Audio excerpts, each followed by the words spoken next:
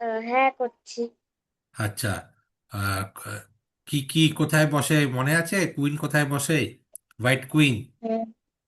হ্যাঁ, হোয়াইট হ্যাঁ। কুইন কোথায় বলো দেখি। 1 E বসে। হ্যাঁ, ওয়ান তো অবশ্যই হবে, বাট তার আগে একটা লেটার আসে। লেটারটা কি? 1 E। ঠিক বলছো তুমি, বাট ঘুরিয়ে দিচ্ছ। প্রথমে নম্বরটা না, নম্বরটা পরে আসবে।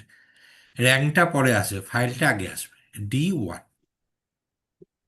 ঠিক আছে। আর যদি ঠিক আছে। ব্ল্যাক কিং বলি, ব্ল্যাক কিং কোথায় বসবে? D8-এ।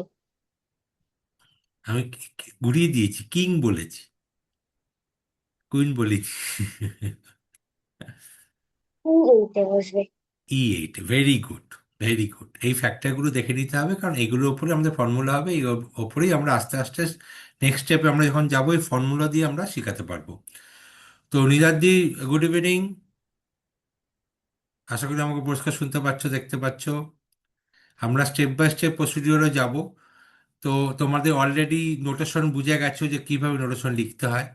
তোমরা আশা করি অলরেডি তোমরা শিখে গেছো কিভাবে প্রত্যেকটা গুটির মুভমেন্টগুলো হয়। তো আজকে একটা দারুণ জিনিস শিখবো, যেটা তোমরা কেউ এক্সপেক্টই করবে না। যে সবসময় কুণাল স্যার বলে যে খুব